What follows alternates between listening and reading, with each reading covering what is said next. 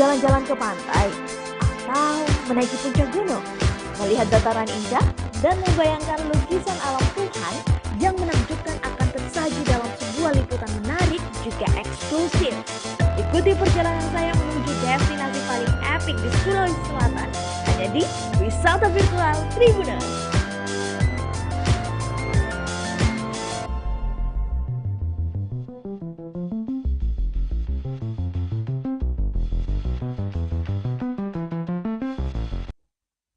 Assalamualaikum warahmatullahi wabarakatuh dan selamat malam Tribuners Aga Kareba. Senang sekali rasanya saya Gunawan kembali bisa menyapa dan menemani Anda dalam program Ngopi Ngobrol Virtual edisi Selasa 23 Agustus 2022. Dan tentunya seperti biasa teman-teman Tribuners bisa ikut berpartisipasi melalui kolom komentar kanal YouTube Tribun Timur maupun juga live Facebook Tribun Timur. Dan sangat spesial pada malam hari ini karena kita sudah kedatangan narasumber yang sangat luar biasa. Wah, ini saya juga merupakan kesempatan yang luar biasa juga bisa duduk berdampingan dengan beliau. Ada Bapak Profesor Dr. Heri Tahir SHMH, merupakan Guru Besar Universitas Negeri Makassar. Selamat malam Pak Prof. Malam, Assalamualaikum. Waalaikumsalam. Nah, gimana kabarnya Prof? Alhamdulillah baik. Luar biasa ya. Oke. Nah Pak Prof, malam hari ini kita sudah mengangkat satu tema nih, yaitu mengenai efek skenario jahat Verdi Sambo di kasus tewasnya Brigadir J yang sampai sekarang ini masih menjadi perbincangan hangat ini ya di masyarakat. Tapi sebelum itu kita ingin kenal lebih dekat dulu dengan narasumber kita pada malam hari ini. Ada Bapak Prof ya. Ini kita mau nanya-nanya dulu nih Pak Prof. Ini mungkin Pak Prof bisa sedikit menjelaskan seperti apa background pendidikan Pak Prof. Ya, jadi background pendidikan saya di Fakultas Hukum ya. Jadi di bidang hukum dan guru besar di hukum pidana juga di Universitas Negeri Makassar. Ya. Saya kira kalau background yang lain, saya kira ya jadi kalau riwayat pendidikan, riwayat jabatan, pernah jadi wakil rektor 3 di UNM dan sekarang menjadi tim gubernur untuk percepatan pembangunan di bidang pendidikan. Oke, jadi Bapak juga merupakan dulunya wakil rektor 3. Wakil rektor 3 ya, Pak Prof. Wah, luar biasa. Nah, bicara soal Universitas Negeri Makassar nih ya, Pak Prof merupakan guru besar di Universitas Negeri Makassar. Tadi juga ini ya, Pak Prof di apa ya, sedang berlangsung juga tadi graduation wisuda ya. Wah, luar biasa untuk teman-teman Universitas Negeri Makassar yang mungkin menonton malam ini. Kami ucapkan selamat wisuda dan selamat atas gelar yang diperoleh, semoga berkah tentunya. Nah, Pak Prof ini bicara soal wisuda nih, ini apa ya? Ini juga apa ya? Ini juga saya mendapatkan informasi bahwa saya tadi membaca sebuah berita yang dimana harusnya hari ini juga almarhum Brigadir J juga diwisuda Pak Prof di Universitas Terbuka Pusat. Oh, begitu. Nah, tadi saya juga melihat beberapa video yang ramai diperbincangkan Tribuners juga, yang dimana dalam video itu menunjukkan bapak dari almarhum Brigadir J yang mewakili anaknya untuk menerima ijazah. Karena sangat disayangkan, ya seperti itulah, Allah berkehendak lain, kita tidak tahu ke depannya seperti apa akan yang terjadi juga ke depannya. Nah, terkait dengan perkembangan kasus Verdi Sambo dan juga tewasnya Brigadir J ini Pak Prof, ini luar biasa ini karena saat ini sudah ada beberapa update terbaru lagi yang dimana sudah terlapor 5 tersangka. Kemudian juga kemarin sudah diumumkan mengenai hasil otopsi terbaru dari Brigadir J ini, berarti hasil otopsi kedua, Pak Prof.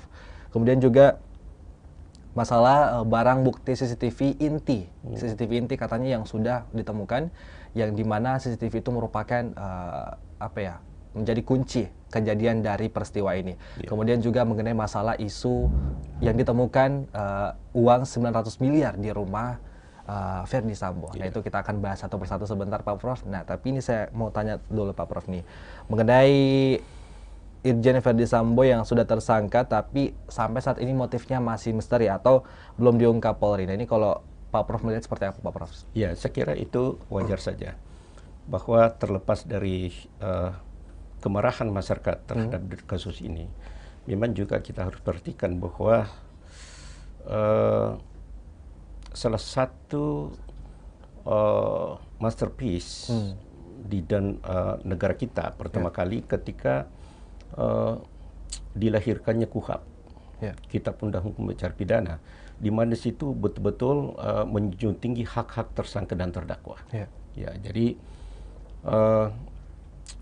persoalan sekarang yang dilakukan, saya ingin sampaikan bahwa dalam sistem pidana kita itu ada 3 kekuasaan yang bekerja. Pertama, kekuasaan penyidikan, kekuasaan penuntutan, dan kekuasaan mengadili. Ya, sekarang ini dalam fase kekuasaan penyidikan, di mana dilakukan pengumpulan bukti-bukti untuk membuat terang tindak pidana dan siapa pelakunya. Ya, tadi disampaikan bahwa sudah ada 3 tambahan lagi tersangka, tentunya berdasarkan bukti permulaan cukup. Ya, karena untuk menyatakan seorang tersangka itu tidak boleh senaknya, tidak main-main ya Pak Prof.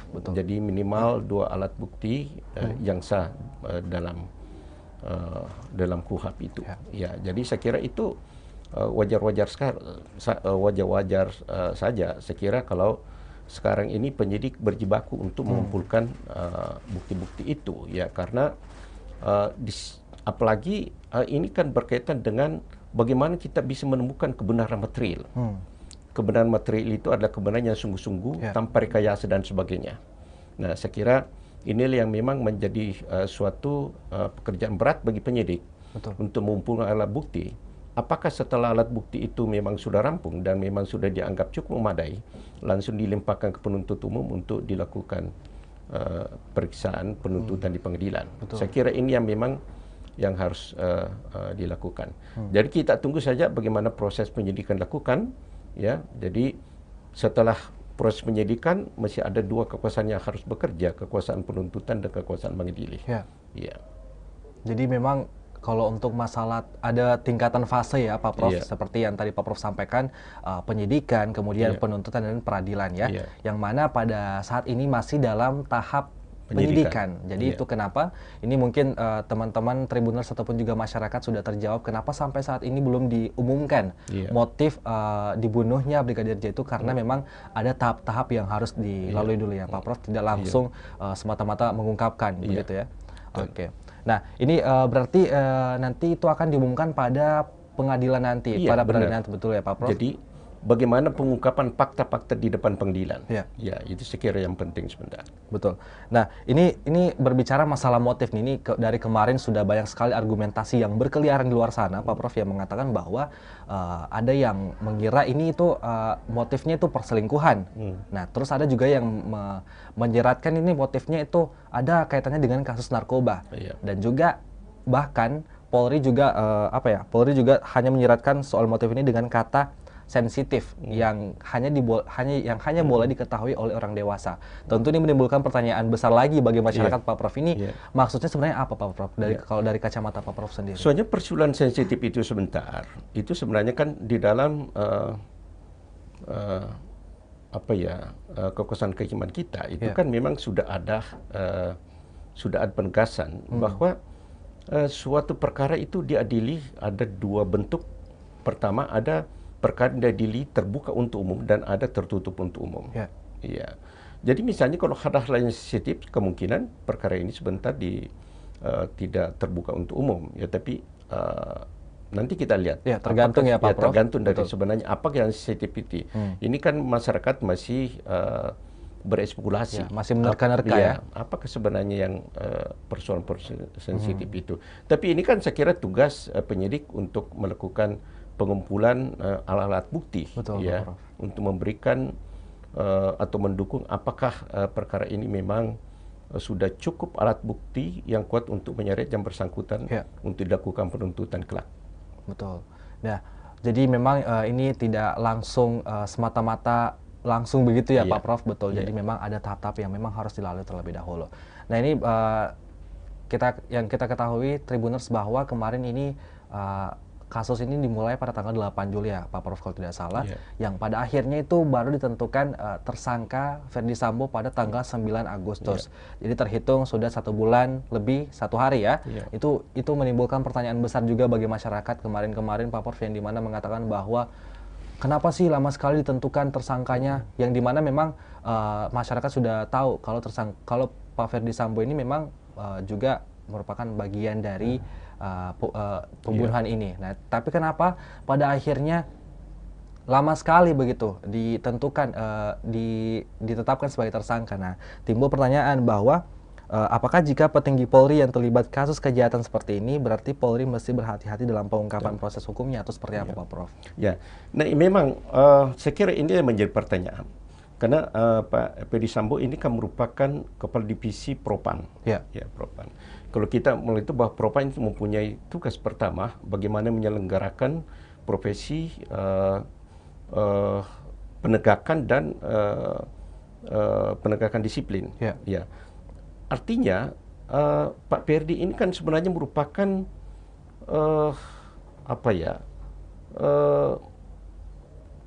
penegak hukumnya, penegak hukum. Betul. Ya, di atas Ya. itu ya.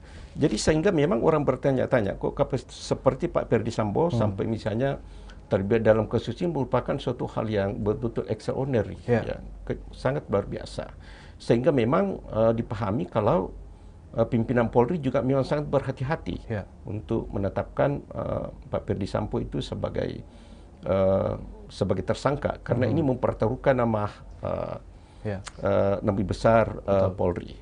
Polri. Apalagi kalau kita melihat bahwa sebenarnya kan tidak berselang 1 Juli ketika Hari Bayangkara itu akhirnya terjadi seperti itu. Betul. Maaf saja waktu 1 Juli dia juga saya diundang di Polda Sulawesi Selatan untuk diskusi berkaitan dengan presisi Polri. Nah, inilah persoalan-persoalan akhirnya terjadi suatu kerancuan seperti ini. Ya.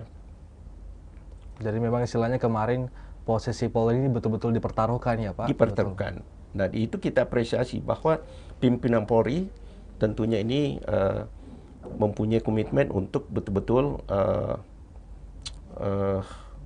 bagaimana bekerja, menerapkan prinsip equality before the law. Ya. Betul. Ya. Jadi siapapun yang melakukan pelanggaran hukum harus ditindak. Tanpa pandang bulu. Tanpa pandang bulu. Jadi memang semua sama di mata hukum ya Pak Prof, seperti itu. Nah, kemudian bagaimana tanggapan Pak Prof soal keterbukaan Polri di kasus ini dan juga kinerja Polri saat ini? Nah, itulah kita harapkan bahwa kalau kita melihat bahwa dulu waktu Pak Tito itu kan yang selalu digaungkan itu adalah promoter. Nah, sekarang presisi Polri. Presisi. Ya. Jadi semua itu dimaksudkan bahwa bagaimana membawa polisi ini menjadi lebih akuntabel, ya, dan transparansi. Nah, ini saya kira salah satu bentuk transparansinya. Kita harapkan betul-betul bahwa kasus ini ditangani secara transparan, tanpa tekanan, ya, karena selagi saya mengatakan bahwa ini berkaitan dengan bagaimana menemukan kebenaran material, ya, kebenaran yang sungguh-sungguh, ya. Karena kalau salah-salah dalam penanganan ini itu akan mencederai perasaan keadilan masyarakat. Ya, saya kira itu yang memang harus dijaga ke depannya. Jadi memang ini harus kita harapkan tentunya kita Polri betul-betul transparan dalam mengungkapkan kasus ini ya Pak, tanpa ada tekanan sama sekali tentunya. Karena ini juga merupakan pertaruhan citra dari Polri sendiri ya Pak Prof. Benar. Nah, Pak Prof, kemudian untuk berbicara masalah motif tadi nih, kita tadi sudah mengungkapkan bahwa motif itu akan diungkapkan nanti pada saat sidang ya nantinya. Tapi ini mungkin saya menanyakan sedikit tanggapannya Pak Prof seperti apa. Apakah kemarin kan banyak yang di luar sana berspekulasi motif yang ada mengait-ngaitkan masalah perselingkuhan lah, kemudian kasus narkoba, terus juga yang tadi yang kontennya sensitif. Nah, kalau misal dari pandangan masyarakat umum ini, kira-kira mana yang paling mendekati itu, Prof? Ya, tentunya ini kan masih kita berespekulasi ya. Bahkan sekarang pihak penyidik masih melakukan pengumpulan alat bukti. Betul. Alat bukti. Sehingga memang kita harapkan bahwa dalam taktik dan strategi penyidikan itu kan sebenarnya tidak semua harus diungkap. Ya, tidak semua harus diungkap. Ya, karena ada hal-hal yang memang kalau diungkap itu justru akan mengganggu jalannya proses penyidikan. Jadi memang Ya. ada hal-hal tertentu, Prof, Iya. yang memang harus disimpan ya? Iya. Oke. Karena itu akan mengganggu proses penyidikan. Betul. Apakah misalnya menghilangkan alat bukti dan sebagainya. Ya, saya kira itu memang dalam taktik dan strategi penyidikan memang harus ada hal-hal yang harus diperhatikan. Karena motif ini sebenarnya kan sekali saya katakan bahwa memang kita harus membedakan mana motif dan tujuan. Ya. Ya. Kalau motif itu apakah cemburu ataukah memang dia dihilangkan karena mempunyai dia sebagai saksi kunci dan sebagainya. Tetapi itu kan motifnya sehingga tujuannya itu melakukan pembunuhan ya. Betul. Nah, saya kira meskipun motif sebenarnya itu bisa menjadi suatu alasan yang memberatkan pidana. Makanya di dalam konsep hukum pidana baru kita itu salah satu yang memberatkan sebentar atau meringankan itu motifnya. Ya. Ya. Apa motif, bagaimana modus operandinya dan sebagainya. Saya kira termasuk modus-modus operandinya ini melakukan pembunuhan dengan kalau kita melihat bahwa secara terencana dan sebagainya pastilah memberatkan ya. Betul. Jadi masih sama dengan masyarakat juga yang dimana kita saat ini masih menerka-nerka. Iya. Dan nanti kita akan tunggu keputusannya di pengadilan nanti, di sidang nanti ya, Karena Pak Prof. ini kan masih sangat panjang. Ya. Kan tidak ada jaminan bahwa orang yang memberi keterangan di tingkat penyidikan, dia akan konsisten mempertahankan keterangannya di pengadilan. Betul. Kan bisa saja dicabut. Ya. Ya. Misalnya, saya mencabut itu karena adanya tekanan dan sebagainya. Itu bisa saja terjadi. Bisa ya, pengadilan. Prof? Bisa Seperti itu. saja. Oke. Tidak ada jaminan bahwa keterangan yang diberikan oleh saksi di pengadilan itu, di penyidikan itu konsisten dia pertahankan di pengadilan. Bisa saja mencabut dengan berbagai alasan-alasan. Oke. Nah, untuk itu mungkin sebagai pengamat hukum, apa tanggapan Pak Prof nih dengan pendapat yang menyatakan kasus ini sebenarnya sederhana, tapi sengaja dibuat berbelit? Iya. Saya melihat juga ini sangat sederhana, kan terang beneran dan sebagainya. Ya, lakukan saja penyidikan secara biasa, ya. Dilakukan pengumpulan alat bukti yang dapat mendukung penuntutan di muka pengadilan. Ya. Ya. Cuma memang yang menjadi kelihatan lagi booming karena ini kan penegak hukum yang melakukan itu ya. Kan artinya dengan tetap menjunjung asas perlu tak bersalah, bahwa itu yang membuat itu. Yang kedua, dengan berbagai embel-embel kasus yang muncul, perselingkuhan lah dan sebagainya. Apalagi dengan adanya statement bahwa ini sensitif, orang jadi ada apa gerangan yang sampai begitu. Itulah sebenarnya yang membuat kasus ini menjadi ramai. Berbelit ya, Pak. Ramai. Sebenarnya kalau kita melihat banyak kasus-kasus yang besar juga, tidak seramai itu. Tapi ini kan persoalannya adalah penegak hukum yang melakukan itu, sehingga akan terjadi suatu antras ketidakpercayaan. Karena dalam proses sistem pidana kita, kuncinya itu adalah bagaimana menanamkan trust kepada masyarakat. Karena tanpa trust, tanpa kepercayaan, kelihatan agak sulit penegakan hukum secara konsekuen itu dapat dilakukan. Inilah persoalan-persoalan yang harus kita lakukan ya. Betul. Jadi memang kalau berbicara masalah klaim masyarakat yang dimana kasusnya sebenarnya sederhana, tapi malah dibuat berbelit. Ini yang pada akhirnya juga ini banyak netizen ataupun warganet yang berkomentar ini kalau dijadikan sebuah film drama menarik katanya Pak Prof. Karena memang ya memang seperti itu. Ini penegak hukum di atas penegak hukum ya Pak Prof. Seperti itu yang terlibat dalam kasus pembunuhan Brigadir J ini. Jadi itu mengapa ini semakin dibuat sulit, karena apalagi kemarin berbagai rancangan yang dimana awalnya katanya pelecehan seksual dibuat betul-betul dirancang sedemikian rupa, itu kenapa pada akhirnya ini menjadi ramai diperbincangkan di masyarakat ya Pak Prof, seperti itu. Dan itu misalnya kalau ada kebohongan itu sebenarnya itu itu sudah biasa, tapi disitulah tugas penyidik. Karena dalam KUHP pengakuan itu tidak beri sendiri. Pengakuan itu merupakan bagian dari keterangan terdakwa sebentar. Penyangkalan juga merupakan alat bukti.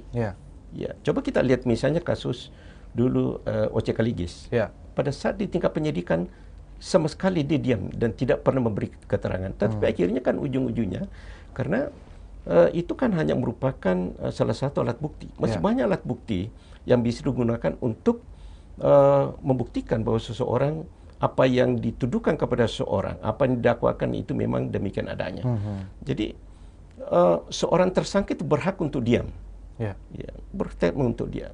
Dan seorang tersangka mempunyai hak untuk tidak menyalahkan diri sendiri. Ya, jadi non self incrimination.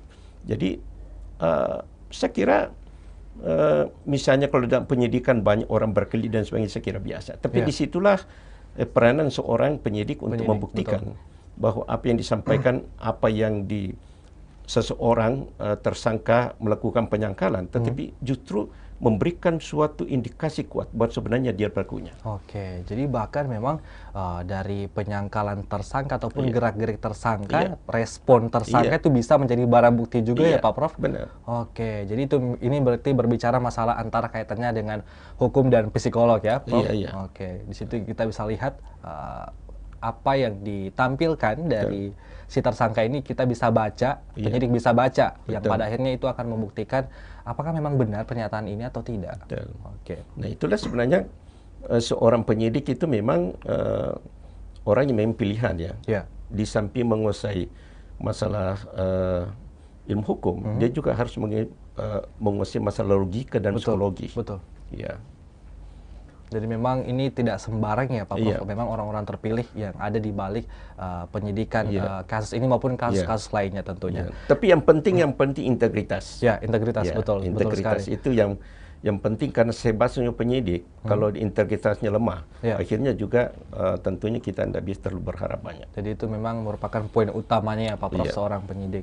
Nah, ini juga Senin kemarin sudah diumumkan hasil otopsi jenazah Brigadir J di gedung Perhimpunan Dokter Forensik Indonesia, yang dimana disampaikan bahwa hasil otopsi ulang Brigadir J atau hasil otopsi yang kedua ini ada 5 luka tembak masuk, kemudian 4 luka tembak keluar, dan 2 luka fatal. Dan ini sudah dikonfirmasi juga Prof oleh Ketua Forensik, tim forensik itu yang mengatakan bahwa ini katanya sudah dipastikan meninggal karena penembakan, tidak ada penyiksaan lain katanya Pak Prof. Ini seperti apa pandangan Pak Prof? Ya, itu kan keterangan ahli ya. Jadi bisa dilakukan. Saya kira itu memang secara ilmiah bisa dibuktikan, kita tidak bisa membantah ya. Saya kira etikanya juga kalau ada yang mau itu harus melakukan bantahan secara ilmiah ya. Jadi memang seseorang yang memang profesional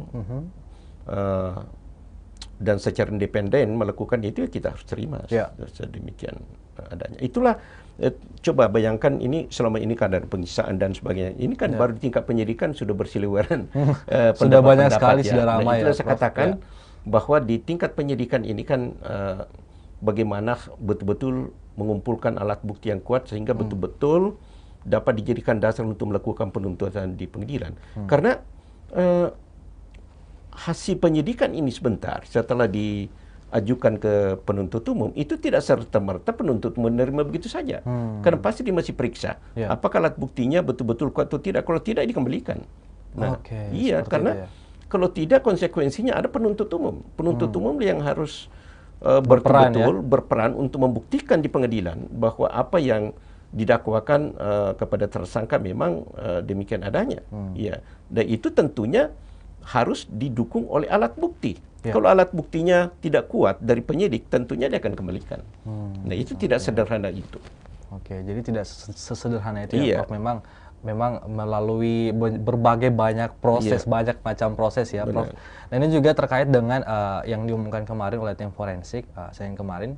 Ini yang diumumkan, yang mengatakan bahwa ini diklaim memang ini meninggal karena memang penembakan. Nah, itu timbul pertanyaan masyarakat ataupun warganet Pak Prof yang mengatakan bahwa terus kemarin yang katanya ada lebam di bagian tubuhnya, di bagian mata, pas segala macam.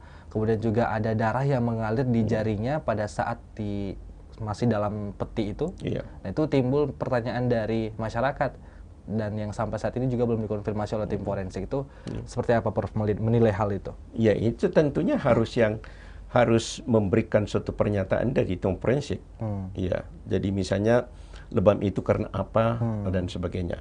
Nah, kita tidak bisa menduga-duga ya, kan menduga-duga karena tim forensik itu memang dia melakukan secara profesional dan secara ilmiah, ya, secara ilmiah. Jadi persoalan dalam pembuktian itu kita tidak bisa lebih banyak menduga-duga. Betul. Ya, jadi hanya apa ya, sehingga memang tujuannya untuk membangun public opini. Ya, ini public opini ini sangat harus kita hindari ini. Kita hindari. Saya beri contoh saja, misalnya kalau di Amerika dengan sistem juri, seorang hakim yang mengadili suatu perkara itu dilarang menonton kasus yang sementara ditangani. Ya, mengapa? Karena dikhawatirkan dia akan memutus itu sesuai dengan apa yang dibentuk atau public opinion yang berkembang dalam masyarakat. Ya, padahal putusan hakim itu harus berdasarkan fakta-fakta yang terungkap di muka persidangan, bukan berseliweran dalam public opini. Ya, itulah hati-hatinya, sehingga wajar tapi wajar karena kemarahan moral masyarakat, sehingga banyak menduga, apalagi dengan teknologi informasi yang ada sekarang. Semua orang bisa memberi komentar dan sebagainya. Ya, semua orang bisa menjadi wartawan. Ya, betul, bisa wartawan, bisa jadi hakim. Padahal sebenarnya kalau kita mau lihat itu bisa mengarah kepada content of court. Ya, content of court. Jadi itulah yang saya kira memang yang harus kita hati-hati. Dan saya kira mudah-mudahan saja aparat hukum kita, penyidikan, penuntut umum dan hakim betul-betul profesional dalam menangani kasus ini, bukan hanya karena public opinion yang berkembang dalam masyarakat, tapi berdasarkan fakta yang terungkap di muka persidangan. Jadi memang kalau bicara masalah opini publik ini, wah ini terbilang bahaya juga ya Pak Prof. Istilahnya kita harus hati-hati lah tentunya. Harus hati-hati. Karena ini juga akan sangat berpengaruh terhadap perkembangan dari kasus ini tentunya. Nah, terkait tadi berbicara masalah barang bukti ya Prof, seperti itu, dan dikonfirmasi ya beberapa hari kemarin ini sudah ditemukan katanya CCTV inti yang mengungkap semua seperti apa proses kejadian pada saat almarhum Brigadir J ini dibunuh. Dan ini sudah ditemukan dan katanya sudah diamankan ya saat ini. Itu seperti apa Prof melihat hal itu? Saya kira itu bagus ya. Saya kira itu bagus dan itu bisa menjadi titik terang juga ya. Titik terang ya, karena memang ada perkembangan dalam perkembangan alat bukti kita yang ada sekarang ya, karena termasuk dokumen-dokumen elektronik itu bisa menjadi alat bukti. Ya, selama ini kan itu sebenarnya pengembangan dari bukti surat ya, bukti surat. Jadi semua dokumen elektronik itu bisa menjadi alat bukti. Ya, jadi saya kira semakin banyak alat bukti yang dikumpulkan oleh penyidik untuk mendukung penuntutan di pengadilan semakin bagus. Ini semakin menunjukkan titik terang dari kasus ini, Pak Prof. Nah, kemudian ada usul dari DPR RI ini, Pak Prof, yang dimana untuk penonaktifan Kapolri ini supaya ini terang benderang. Nah, ini bagaimana tanggapannya, Pak Prof? Seperti apa? Nah, itulah kan kadang masyarakat kita melihat bahwa rentetan itu ibarat satu mata rantai. Tapi hemat saya bahwa kita harus melihat dulu, mengapa Kapolri harus dinonaktifkan dan sebagainya. Apa alasan dibalik itu? Alasannya? Kalau saya lihat itu harus reasoningnya harus jelas. Ya, tidak boleh kita melihat kasus ini begitu membuat amarah masyarakat, tetapi masyarakat juga menjadi kalap. Ya, saya kira harus kita berkepala dingin untuk melihat sebenarnya kasus ini bagaimana. Oke, jadi berbicara masalah tema kita pada malam hari ini Pak Prof, yang dimana efek skenario jahat dari Verdi Sambo ini kita, wah ini apa ya, ini berarti berbicara masalah citra polisi lagi nih tentunya. Ini gimana nih Pak Prof melihat bagaimana cara polisi kembali meraih kepercayaan masyarakat? Nah, saya kira dengan kasus Verdi Sambo ini kita melihat begitu drastis terjun payung, terjun bebas ya. Ini terjun bebas betul-betul, ini kepercayaan masyarakat terhadap kepolisian. Betul. Ya, coba kita lihat saja misalnya kemarin ya, saya sempat baca di media sosial ketika parade itu dilakukan, ketika pasukan kepolisian lewat, tiba-tiba ada yang berteriak Sambo, Sambo kan. Itu menunjukkan itu kan sebenarnya merupakan suatu ejekan. Merupakan ejekan. Dan ini harus diterima oleh institusi Polri bahwa demikianlah adanya, bahwa ya saya masih ingat pepatah lama bahwa satu kerbau berkuban semua kena lumpur. Ya, jadi satu orang yang melakukan, satu oknum yang melakukan, akhirnya begitu. Ya, tetapi nantilah kita melihat bagaimana sebenarnya ending dari kasus ini, dan pastilah untuk sementara ini membuat masyarakat jadi marah, ya, karena bayangkan saja kebiasaannya kalau pelaku-pelakunya itu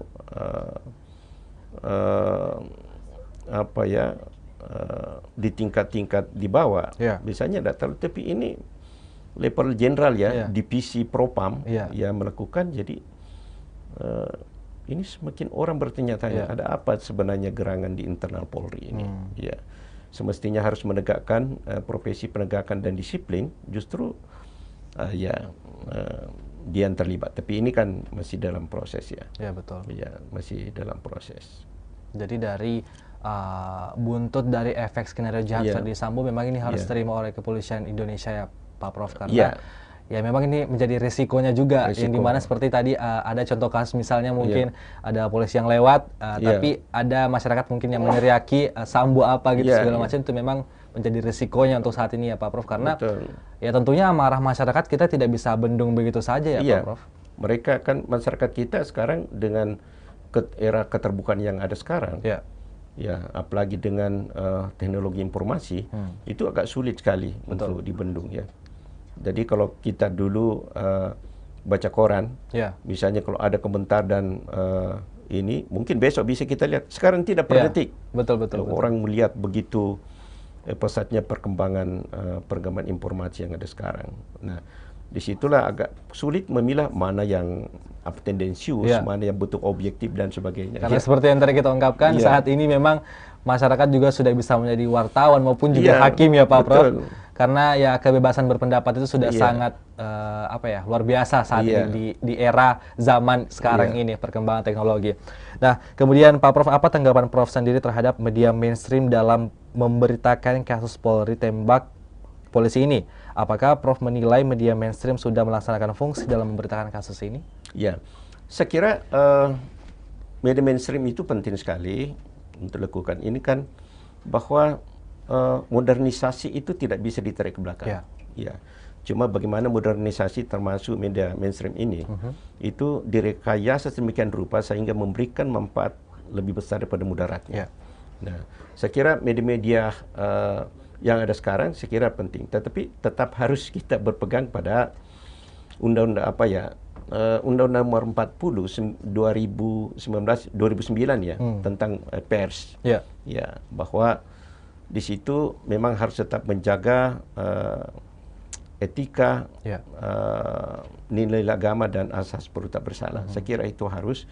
Jadi media juga harus tetap menjaga bagaimana kode etik, kode etik, sehingga dan media juga harus menjaga independensi dan objektivitas dalam memberikan suatu berita. Betul. Ya, karena akhirnya sebentar masyarakat akan melihat media mana yang sebenarnya yang harus kita percaya atau tidak kan. Jadi berbicara masalah kualitas pemberitaannya seperti apa ya Pak Prof? Benar. Nah, kemudian apa tanggapan Pak Prof terhadap media sosial? Kan kita seperti yang kita ketahui saat ini sudah sangat gempur-gempurnya orang berkomentar terhadap kasus ini. Apakah media sosial tidak berlebihan dalam mengomentari dan menilai kasus ini? Dari pandangan Pak Prof seperti apa? Kalau saya melihat bahwa itu kadang berlebihan. Berlebihan. Ya. Akhirnya membingungkan. Saya sebenarnya itu kadang cuma melihat saja ngintip apa ini berita-berita dan sebagainya ya. Tetapi kita itu tadi euforia teknologi yang ada sekarang membuat masyarakat kita begitu mudah mengakses berita, mudah melempar kritik-kritik, ketidakpuasan, opini dan sebagainya. Itulah konsekuensi dari perkembangan teknologi informasi. Ya, tapi saya kira perlu memang pembelajaran ya.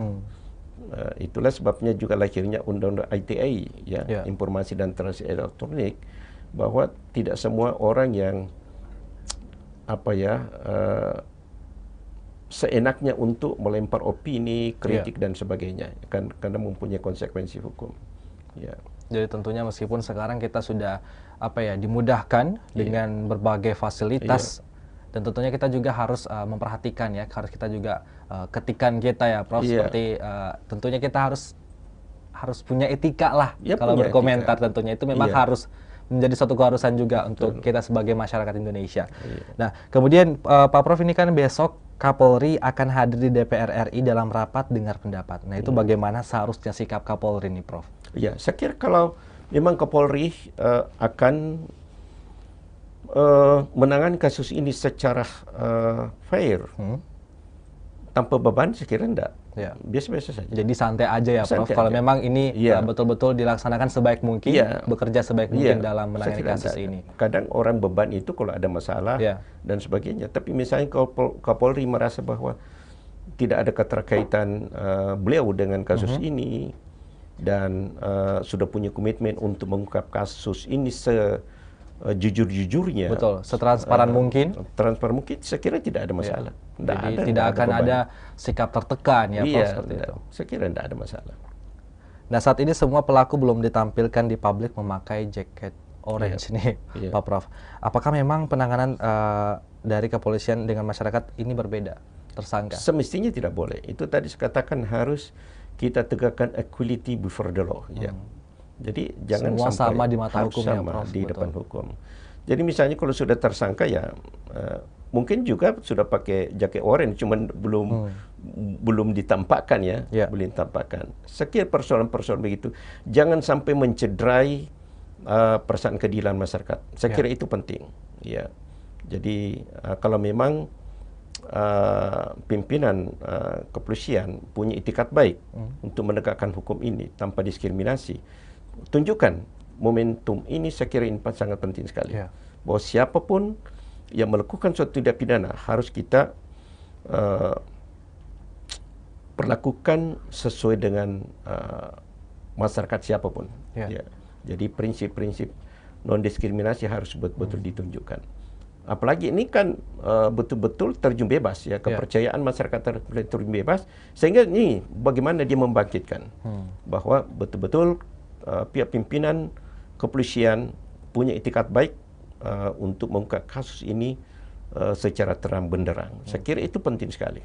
Jadi justru di sini kesempatan kepolisian Indonesia bisa menarik lagi perhatian ataupun mempertahankan citranya lagi ya, Pak Prof, dari masalah tadi ditampilkannya tersangka ataupun tidak ada istilah membeda-bedakan masyarakat biasa ataupun yang tersangka saat ini.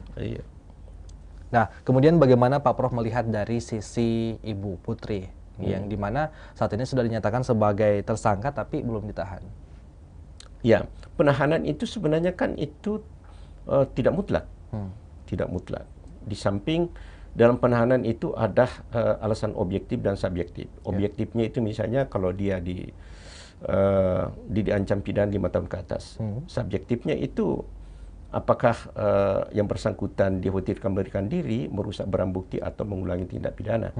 Ya, saya kira itu kalau itu dianggap kooperatif dan tidak mengganggu itu kan. Jadi penahanan itu merupakan suatu hal yang tidak mutlak ya. Jadi belum tentu kalau misalnya sudah dinyatakan sebagai tersangka, penahan tidak langsung semata-mata langsung ditahan seperti ya, Prof. Memang ada juga beberapa alasan atau faktor dari itu. Tapi alasan subjektif inilah yang kadang membuat juga terjadi ini, karena itu sangat penilaian subjektif dari tim penyidik. Ya, misalnya apakah dia dikhawatirkan melarikan diri, merusak barang bukti atau mengulangi tindak pidana, itu kan sangat subjektif sekali. Ya, itu sangat subjektif sekali. Jadi kira-kira dari kasus Ibu Putri ini, Pak Prof, yang dimana saat ini sudah dinyatakan sebagai tersangka tapi belum ditahan, itu apakah masuk dalam kategori objektif atau subjektif tadi? Nah, itu kita melihat karena meskipun misalnya dia diancam pidana 5 tahun ke atas, tetapi kalau dianggap bahwa unsur subjektifnya itu tidak memenuhi syarat, boleh saja. Ya, tentunya dengan berbagai pertimbangan. Ya, jadi yang penting proses hukum tetap jalan. Betul. Ya, proses jalan. Karena penahanan itu sebenarnya itu kan untuk kepentingan penyidikan. Tapi kalau penyidikan itu bisa jalan tanpa ditahan, kenapa betul, bisa? Betul. Ya. Cuma sekarang kan terjadi bias. Kadang orang ditahan itu seolah-olah merupakan suatu bagaimana mempermalukan. Ya. Ya. Nah ini yang persepsi yang harus diubah ya, ya Prof, itulah. sebenarnya. Kadang itu orang ditahan supaya dia malu, kok dia ditahan.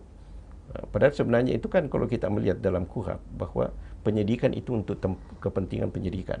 Kalau penyidikan itu bisa jalan tanpa ditahan, mengapa? Oke. Nah ini juga terkait kemarin juga banyak sekali bertebaran di media ya yang dimana mengatakan bahwa katanya akan diberikan perlindungan khusus dari Polri bagi anak Ferdy Sambo dan Ibu Putri.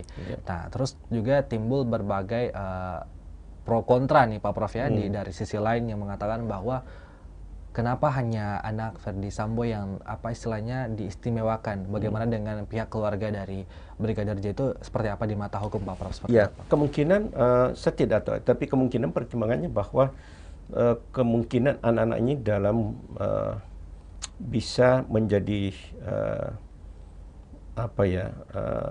akan menjadi objek kekerasan ya. Ya. Apakah misalnya adakah balas dendam dan sebagainya, sehingga diberikan perlindungan seperti itu.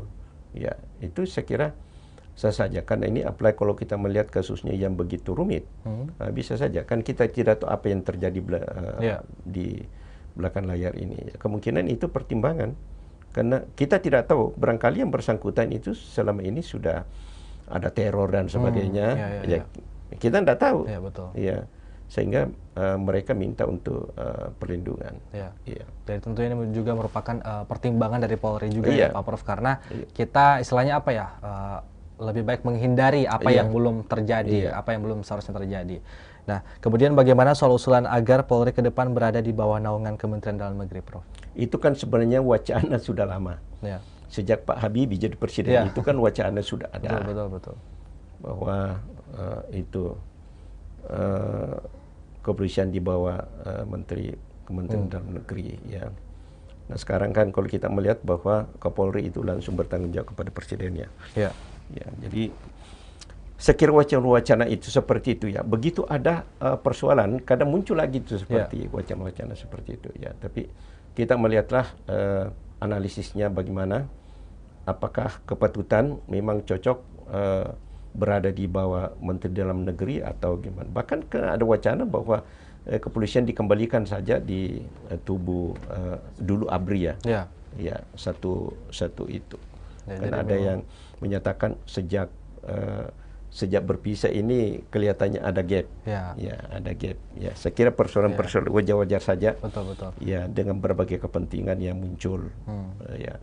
Jadi memang ini juga merupakan wacana yang dari dulu ya Pak Prof? Dari dulu sampai sekarang, tapi setiap ada kasus lagi baru diungkap lagi nih terungkap lagi nih wacana yang seperti ini.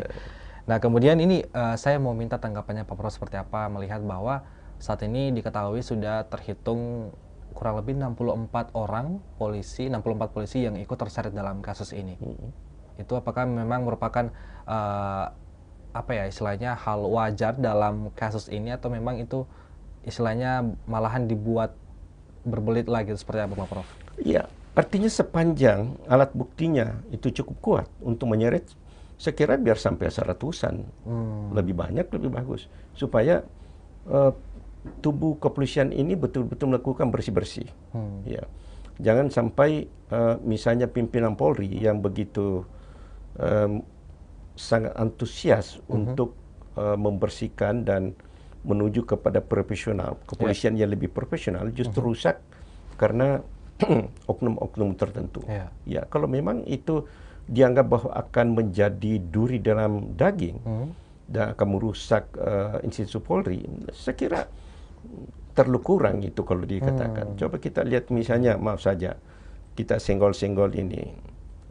Saya baca bahwa di Jawa Timur itu ada lagi Kapolsek ya ditangkap karena kasus begini. Kan kita melihat ini persoalan, dan itu kita tidak bisa menampik seperti itu. Kita masyarakat semua dengan mudah mengakses berita itu, semuanya itu kita melihat ya.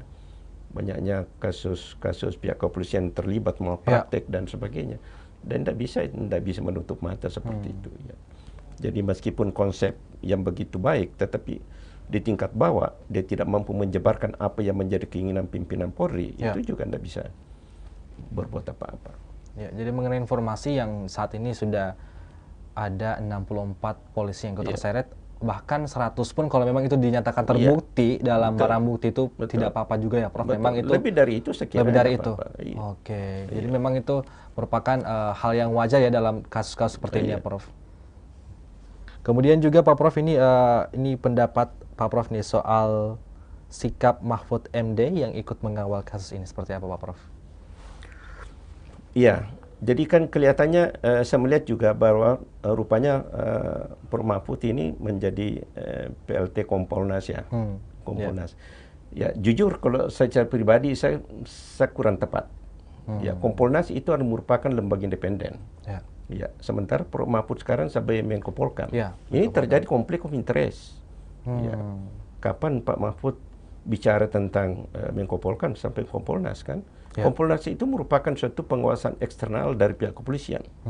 Ya, bagaimana caranya Prof Mahfud sebagai seorang Menko Polkam, ya di jenjang pemerintahan bisa melakukan pengawalan, pengawasan terhadap pihak kepolisian. Ini kan terjadi konflik of interest. Ya, jadi saya kira keroncong-keroncong begini semestinya janganlah terjadi. Ya, saya kira banyak orang yang mempunyai kompetensi untuk bisa menjadi PLT di situ ya. Jadi ini lembaga-lembaga independen sebenarnya memang kita harus bagaimana merevitalisasi lembaga-lembaga independen yang ada sekarang, seperti Komnas HAM, Kompolnas, ya semua semestinya itu yang kita harapkan menjadi pengawas eksternal yang betul-betul bisa. Karena selalu saya katakan bahwa kekuasaan itu cenderung korup. Ya, karena kekuasaan itu cenderung korup sehingga harus diawasi. Bagaimana kalau diawasi orang-orang yang punya potensi terjadi konflik kepentingan, konflik of interest. Saya kira ini yang harus diperhatikan itu. Jadi istilahnya singkatnya penetapannya kurang tepat ya, seperti kurang itu. tepat. Masih banyak orang yang punya yang kompeten untuk bisa di situ, yang betul-betul orang punya komitmen dan berintegrasi tinggi untuk melakukan pengawasan. Oke. Nah, kemudian penyidik dan Pak Menko Polhukam ini menyatakan Pak Prof, saat ini kepolisian masih fokus ke kasus pembunuhan. Sedangkan ada isu lain juga yang muncul seperti judi, narkoba dan sebagainya. Nah, itu apakah ini juga bisa diusut juga Pak Prof? Bisa saja. Itu kan bisa dilakukan splitting. Memisahkan ya. Misalkan. Bisa saja. Misalnya kasus pembunuhannya lain, judi dan sebagainya bisa saja. Jadi memang ada potensi juga untuk bisa berpotensi juga untuk diusut juga ya Pak Prof. Oke.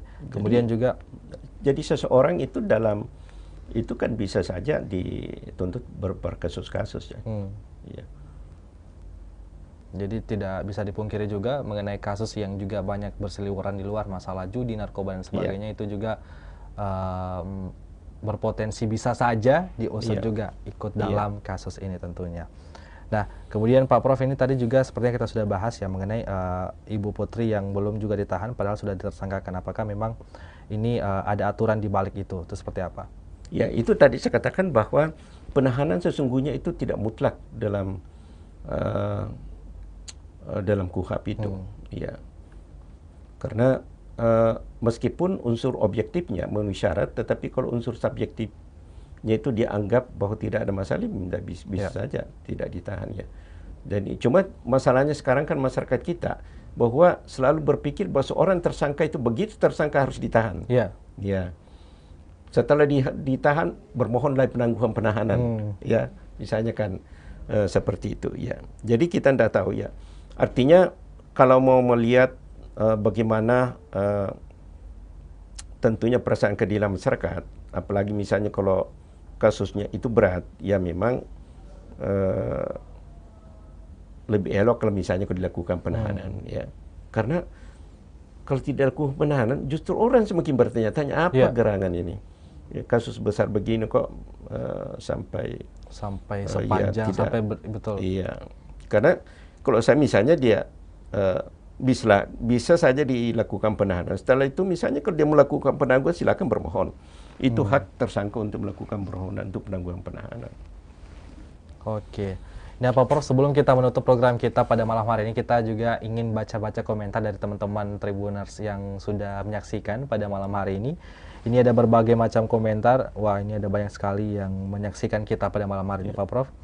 Salah satu di antaranya ini ada Rangga Putra yang mengatakan Polri udah sangat bobrok, harus direvisi kembalikan Polri di bawah TNI atau di bawah Kemendagri biar nggak jumawa. Ini pendapat Pak Prof seperti apa? Ya itu tadi saya katakan bahwa wacana itu sebenarnya sudah lama. Apalagi kalau kita melihat bahwa induk kepolisian dulu itu memang di ABRI dulu ya. Satu di bawah naungan Panglima ABRI. Betul. Ya. Jadi saya kira itu bergantung bagaimana political will ke depan. Ya, apakah dikembalikan atau bagaimana atau tetap diberdayakan. Ya. Jadi memang ini tentu ini sudah seperti yang kita tadi ungkapkan juga diskusikan juga ya Prof. Ini juga ini juga ada banyak sekali komentar yang masuk Pak Prof. Ini juga adalah salah satu dari Dwi Nugraha yang mengatakan ada sesuatu atau pihak lain yang dilindungi dan ditutupi. Itu dari kacamata Pak Prof sendiri seperti apa? Apakah memang sudah setransparan ini atau memang masih ada yang ditutupi sampai saat ini? Nah itu tadi saya katakan bahwa memang pihak penyidik ini harus betul-betul transparan. Karena kalau dia tidak transparan, justru akan menjadi bumerang bagi institusi kepolisian itu sendiri. Karena cepat atau lambat, sesuatu yang ditutupi akan terungkap. Ya, terungkap. Dan itu semakin menghilangkan trust kepada aparat kepolisian. Saya kira pimpinan Polri juga, Kapolri juga merasakan juga bagaimana betul-betul terjun bebas kepercayaan masyarakat kepada kepolisian. Nah inilah momentum untuk menunjukkan bahwa memang kepolisian itu patut memegang amanah dari masyarakat, ya untuk dalam proses penegakan hukum. Jadi seperti yang tadi kita katakan bahwa memang ini juga merupakan momentum bagi kepolisian untuk kembali bisa menarik perhatian dari masyarakat ya Pak Prof untuk seperti salah satu caranya itu poin utamanya itu ya bekerja dengan sebaik mungkin dengan transparan dalam mengungkap kasus ini tentunya. Dia harus membangun trust kepada masyarakat. Kalau tidak tambah hancur, tambah hancur kepolisian. Apalagi kadang rentetan kasus-kasus yang menderap aparat-aparat kita itu semakin membuat kepercayaan masyarakat kita kepada aparat hukum itu semakin lemah. Betul. Jadi tentunya kita berharap ke depannya ini kasus ini segera berakhir dan menemukan titik terangnya dan kemudian juga citra kepolisian juga bisa kembali dalam artian masyarakat bisa kembali mempercayakan polisi juga tentunya Pak. Karena salah satu kata kunci dalam proses peradilan kita itu adalah trust.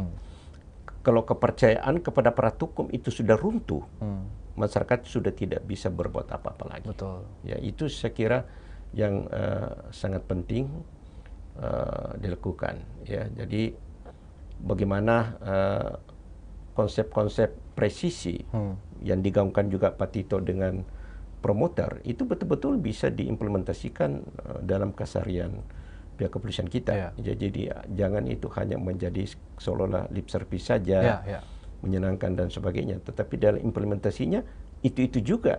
Ya, jadi terutama moralitas dan mentalitas aparat hukum kita itu yang harus dibangun. Jadi harus berubah paradigma penanganan penegakan hukum. Itu harus betul-betul diubah. Ya harus diubah. Jadi kita merasa bahwa kalau ada polisi di dekat kita merasa nyaman, merasa tenang. Jangan justru terbalik. Kalau ada polisi justru dia merasa takut dan was-was. Ya, itu yang harus dan tentunya satu juga seperti yang tadi Bapak sampaikan, Pak Prof sampaikan bahwa kita ingin dan masyarakat juga ingin semuanya sama di mata hukum ya Pak Prof. Saya kira itu penting. Itu yang menjadi hal utama ya. Itu sudah menjadi prinsip universal. Ya. Jadi prinsip equality before the law itu betul-betul harus ditegakkan. Oke. Nah, untuk itu Pak Prof, sebelum kita menutup program kita pada malam hari ini, saya persilahkan Pak Prof untuk sedikit memberikan closing statement ataupun harapan kedepannya mengenai kasus ini ataupun juga pihak kepolisian dan hukum. Silakan Pak Prof. Ya, baik. Jadi saya kira semua masyarakat sudah bisa mengakses bagaimana kasus-kasus Ferdy Sambo ini. Ya, kita harapkan bahwa memberikan kepercayaan kepada penyidik untuk melakukan tugasnya, tentunya dengan harapan secara transparan, ya, sehingga bisa membangun trust kembali kepada masyarakat. Karena tanpa adanya trust ini tentunya masyarakat tidak akan bisa memberi apresiasi yang begitu besar kepada aparat hukum kita. Ya, jadi saya kira opini-opini yang terbangun dalam masyarakat itu sah saja, tetapi itu yakin saja bahwa tidak semua opini itu memang harus menjadi suatu pertimbangan di kemudian hari. Ya. Baik, terima kasih banyak Pak Prof sudah hadir di studio Tribun Timur malam hari ini, sudah berbagi, sudah menemani saya diskusi mengenai kasus ini. Kita berharap tentunya seperti apa tadi Pak Prof sampaikan, trust ataupun kepercayaan itu kembali ya. Agar tentunya jika bersama polisi kita tidak harusnya was-was, tapi kita selalu merasa aman juga tentunya. Baik, untuk itu Tribuners, terima kasih sudah menyaksikan kami dari awal program hingga akhir program.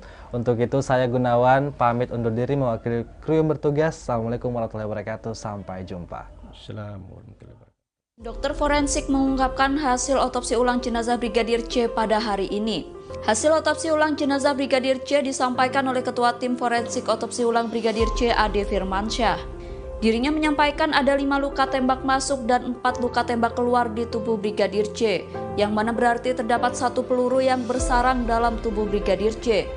Ade menyebutkan peluru yang bersarang tersebut berada di dekat tulang belakang. Dirinya menjelaskan bahwa tim forensik hanya melihat dari arah masuknya anak peluru ke dalam tubuh Brigadir C, sehingga dirinya tidak dapat memastikan terkait jumlah eksekutor penembak Brigadir C. Ade menegaskan bahwa tidak ada tanda-tanda kekerasan selain akibat senjata api pada tubuh Brigadir C. Oke, jadi saya bisa yakinkan sesuai dengan hasil pemeriksaan kami, baik pada saat kita lakukan otopsi maupun dengan pemeriksaan penunjang dengan pencahayaan dan hasil pemeriksaan mikroskopik, tidak ada luka-luka pada tubuhnya selain luka-luka akibat kekerasan senjata api. Ya, jadi luka-luka yang kita dapat semua tempat-tempat yang mendapatkan informasi dari keluarga, selain yang diduga ada tanda-tanda kekerasan di sana, namun kami sudah bisa pastikan dengan keilmuan forensik yang sebaik-baiknya bahwa tidak ada tanda-tanda kekerasan selain kekerasan senjata api pada tubuh korban. Seperti itu. Apa ada perbedaan Pak dari berapa arah tembakan Pak? Ada berapa luka tembak yang ditemukan pas saat melakukan otopsi ulang Pak? Berapa yang nembak Pak? Oke, jadi kalau apakah ada perbedaan apa tidak, kami tentu nanti akan kita lihat sama-sama ya pada saat kita perbandingkan di sidang pengadilan. Dari ahli yang pertama yang melakukan otopsi pertama, sekalipun juga kami yang melakukan otopsi ulang. Otopsi ulang ini tentunya ada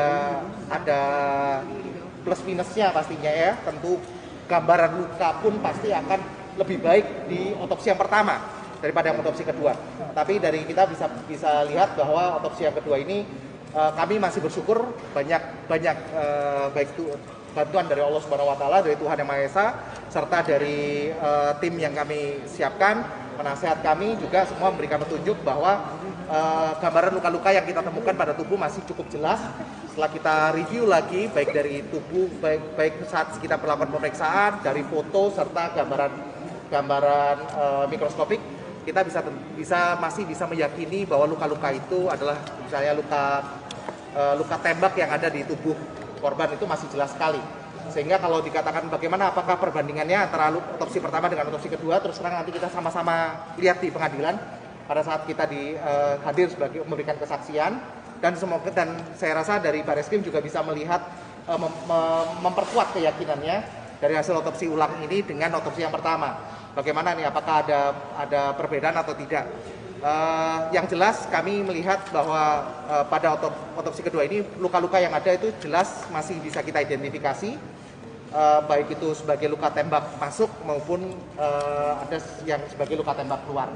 Ada dua arah tembakan dari depan dan belakang, Pak. Itu siapa, Pak? Kira-kira siapa apakah yang menembak berapa, Pak? Kita melihat bukan arah tembakan, forensik ya. Forensik tidak melihat arah tembakan, tetapi arah masuknya anak peluru. Arah masuknya anak peluru kita lihat ada 5 luka tembak masuk dan 4 luka tembak keluar. Seperti itu. Dan itu memang bisa kita jelaskan dari hasil pemeriksaan lain, termasuk hasil pemeriksaan kami, kita bisa jelaskan sekali bagaimana arah masuknya anak peluru itu ke dalam tubuh korban, serta bagaimana dia secara sesuai dengan lintasannya, dia akan keluar dari tubuh korban. Berarti kira-kira berapa penembak, Pak? Jadi kalau berapa penembak saya tidak bisa jawab. Kami bukan saksi mata, tapi memang dari luka-luka yang ada itu tadi, ada 5 luka tembak masuk dan 4 luka tembak keluar. Persatuan Dokter Forensik Indonesia atau PDFI memastikan Brigadir Yosua Huta Barat atau Brigadir J tidak mengalami penganiayaan sebelum tewas. Kematian Yosua dipastikan karena kekerasan senjata api atau penembakan. Dari hasil autopsi, ada 2 luka fatal yang menyebabkan kematian Brigadir Yosua. Hasil autopsi kedua terhadap Brigadir J disampaikan oleh Ketua Tim Dokter Forensik Ade Firmansyah pada Senin 22 Agustus. Ade menerangkan tewasnya Yosua di rumah dinas Irjen Verdi Sambo karena penembakan. Ia menjelaskan tim forensik tak menemukan luka kekerasan lain selain luka senjata api di tubuh Yosua. Dijelaskan olehnya, dari pemeriksaan ditemukan 5 luka tembak masuk dan 4 luka tembak keluar. Ini artinya ada 1 peluru yang bersarang di tubuh Yosua sesaat setelah tewas. Menurut Ade, peluru tersebut bersarang di dekat tulang belakang. Ade berujar dari 5 tembakan tersebut 2 diantaranya fatal dan menyebabkan kematian. 2 tembakan tersebut berada di kepala dan dada korban. Terkait dengan autopsi ini, Ade memastikan pihaknya tak mengalami tekanan dari manapun. Jadi saya bisa yakinkan sesuai dengan hasil pemeriksaan kami, baik pada saat kita lakukan otopsi maupun dengan pemeriksaan penunjang dengan pencahayaan dan hasil pemeriksaan mikroskopik, tidak ada luka-luka pada tubuhnya selain luka-luka akibat kekerasan senjata api.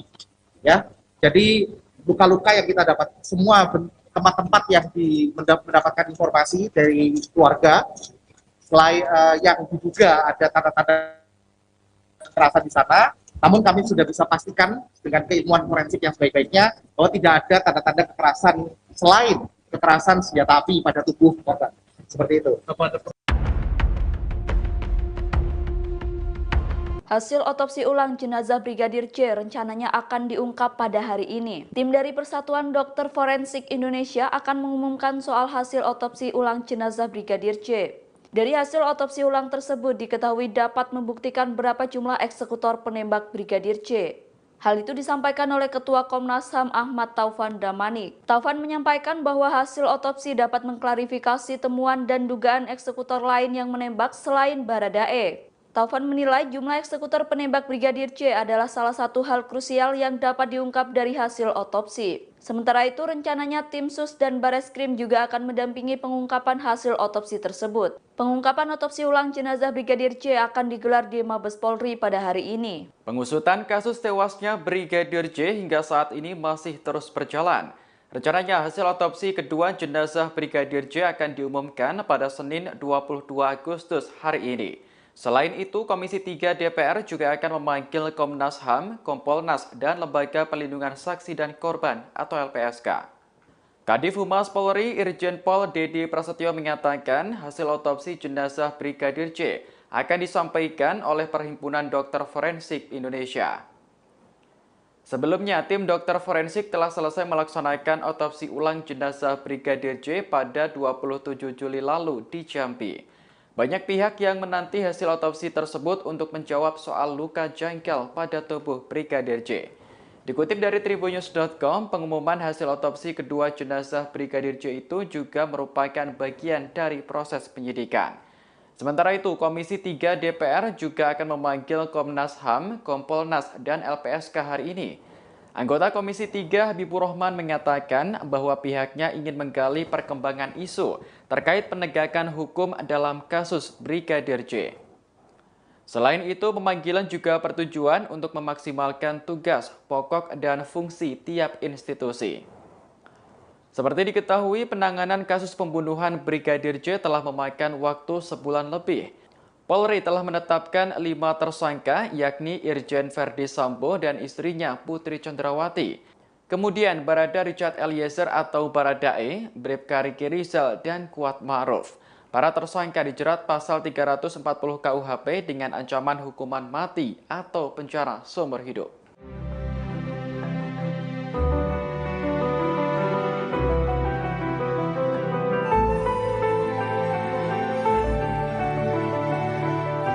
Hasil otopsi ulang jenazah Brigadir J akan mengungkap banyak hal, termasuk dugaan adanya 2 eksekutor yang melakukan penembakan. Hal itu disampaikan oleh Ketua Komnas HAM Ahmad Taufan Damanik. Dikabarkan hari ini, Senin 22 Agustus 2022, hasil otopsi ulang Brigadir J akan segera diumumkan.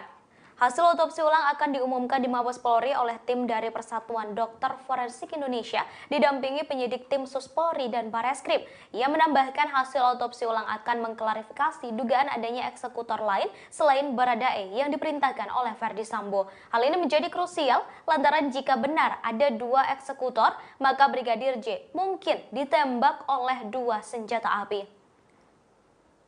Dikutip dari wartakotalef.com Senin 22 Agustus 2022, soal jadwal pengumuman hasil otopsi kedua dibenarkan oleh Kepala Divisi Humas Mabes Polri, Irjen Dedi Prasetyo. Pengumuman hasil otopsi ulang Brigadir J merupakan bagian dari proses penyidikan tim khusus dan Bareskrim Polri. Namun untuk objektivitas, pengumuman hasil otopsi ulang akan dilakukan oleh tim dari PDFI dan tim penyidik hanya mendampingi. Diketahui otopsi ulang telah dilakukan di Jambi pada Rabu 27 Juli 2022 lalu. Otopsi ulang dilakukan setelah pihak keluarga membuat laporan dugaan pembunuhan berencana terhadap Brigadir J.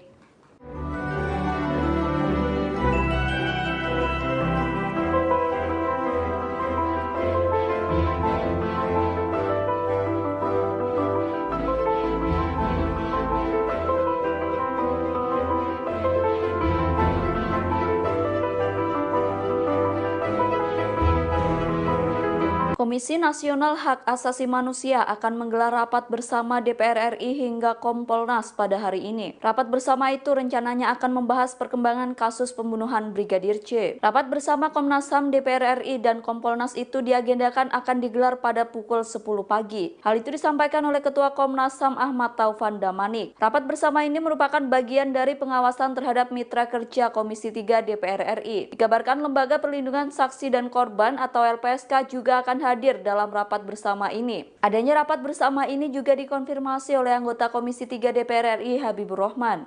Menurutnya dengan adanya rapat bersama diharapkan dapat mempercepat pengusutan kasus Brigadir J. Komisi DPR RI mempertanyakan berbagai hal dalam rapat dengar pendapat bersama Kompolnas, LPSK, dan Komnas HAM membahas kasus penembakan pada Brigadir Yosua yang didalangi Irjen Verdi Sambo pada Senin 22 Agustus hari ini.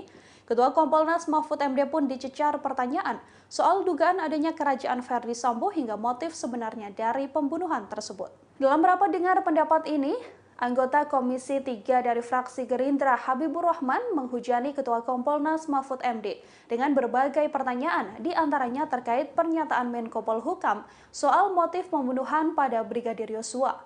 Mendengar pertanyaan tersebut, Mahfud MD langsung membantah dirinya mendapatkan bocoran lebih dulu soal motif pembunuhan Brigadir J. Mahfud MD menegaskan dirinya tidak pernah menyampaikan mendapatkan bocoran motif pembunuhan dan membocorkan motif mendahului kepolisian. Ia hanya menjelaskan bahwa motif pembunuhan sedianya sudah banyak beredar, termasuk soal pelecehan, cinta segi empat, dan pemerkosaan. Hanya saja, Mahfud MD mengatakan kebenaran isu tersebut akan dijelaskan secara lebih detail oleh pihak kepolisian. Dalam RDP, Mahfud MD juga dicecar pertanyaan soal kerajaan Verdi Sambo. Mahfud MD lantas mengatakan bahwa ex-Kadif Propam tersebut adalah Jenderal Bintang 2 yang membawahi 3 Jenderal Bintang 1. Mahfud MD juga enggan berkomentar saat ditanya soal isu keterkaitan Verdi Sambo soal judi online dan sebagainya. Ia mengaku tak punya bukti kuat soal isu tersebut, sehingga tak akan menjelaskan apapun ke ranah publik. Jadi begini, ketika kita menyampaikan ke publik terima kasih kepada Kapolri, sudah sama, sekarang bayinya sudah lahir, sudah selesai. Jangan tanya ke saya, kalimatnya kan, jangan tanya ke saya kalau motif, ya. Jangan tanya sekali kalau motif itu biar nanti oleh penyidik. Ya. Biar penyidik nanti yang mengkonstruksi bagaimana. Mungkin itu belum diumumkan, kan gitu. Mungkin itu ada kata mungkin. Mungkin itu belum diumumkan karena hal-hal yang hanya boleh didengar oleh orang dewasa.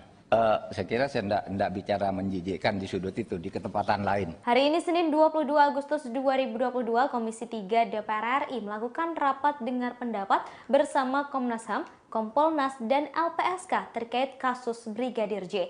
Dalam rapat ini, Mahfud MD turut hadir bersama Benny Mamoto, Ketua LPSK Hasto Atmojo Suroyo, hingga Ketua Komnas HAM Ahmad Taufan Damanik. Saat rapat, anggota DPR RI Benny Kaharman mengusulkan Kapolri untuk dinonaktifkan sementara dan diambil alih oleh Menko Polhukam.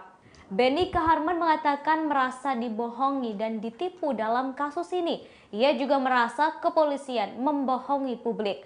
Sehingga ia mengusulkan Kapolri untuk diberhentikan sementara dan diambil alih oleh Menko Polhukam. Hal ini agar kasus menjadi objektif dan transparan. Mendengar hal itu, Mahfud MD langsung tersenyum dan tak memberikan respon apapun. Dalam rapat ini, 3 lembaga tersebut diundang karena berkaitan dengan penanganan kasus Brigadir J.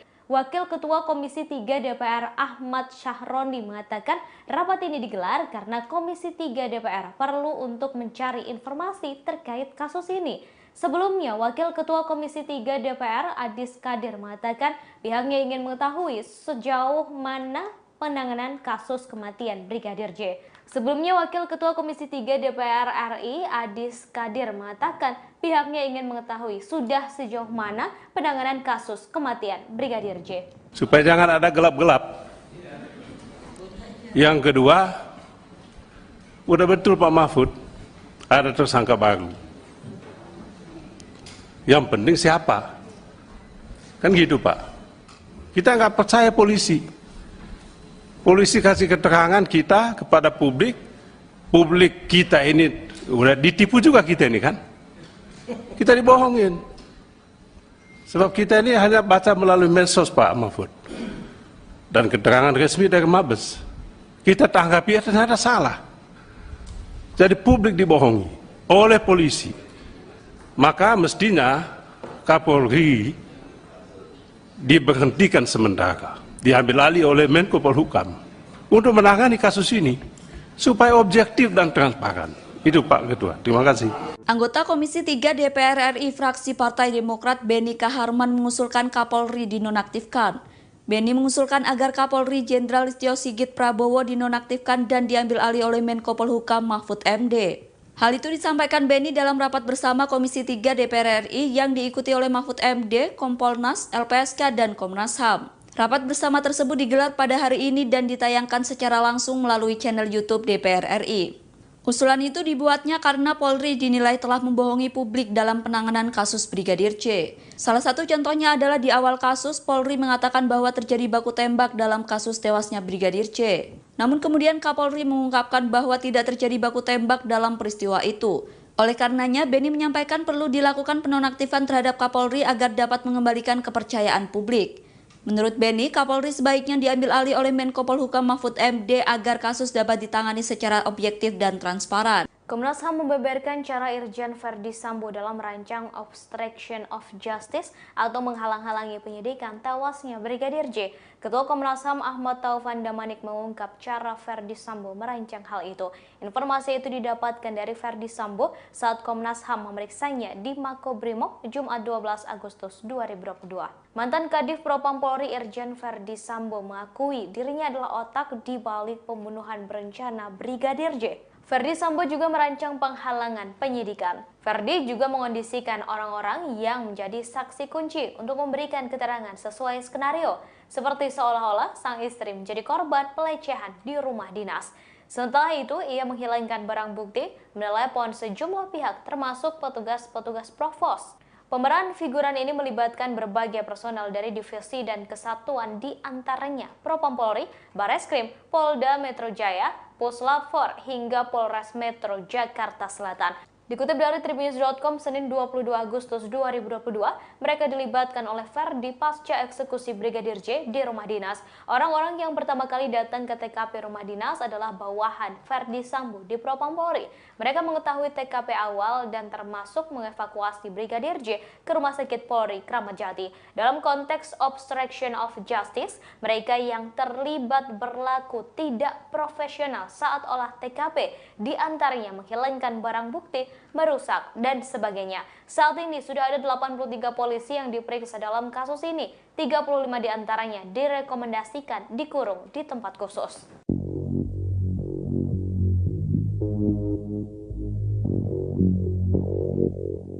Komnas HAM mengaku bahwa kepolisian belum sepenuhnya transparan dalam penyelidikan kasus tewasnya Brigadir Yosua Huta Barat sejak Komnas HAM ikut menyelidiki kasus pembunuhan yang didalangi Irjen Ferdi Sambo. Pihaknya mengaku sering kesulitan meminta data. Belum terbukanya Polri dalam akses data ini disampaikan oleh Ketua Komnas HAM Ahmad Taufan Damanik dalam sebuah acara pada Senin 22 Agustus pagi. Taufan menuturkan saat Komnas HAM meminta data biasanya dari kepolisian hanya memberikan setengah saja. Taufan menuturkan kurang transparannya Polri ini akan disampaikan saat rapat bersama dengan Komisi 3 DPR. Taufan menyebut Komnas HAM tak bisa serta-merta memarahi Kapolri soal transparansi tersebut. Namun Komisi 3 pastinya bisa menegur Polri agar transparan dalam penyelidikan kasus tewasnya Brigadir Yosua. Komisi 3 DPR RI hari ini menggelar pertemuan dengan Komnas HAM, LPSK, dan juga Kompolnas. Taufan menegaskan pihaknya fokus mengawal soal isu-isu HAM dalam proses penyelidikan tewasnya Brigadir J, termasuk menyoroti aksi sejumlah oknum yang mencoba menghalangi penyidikan dan proses hukum.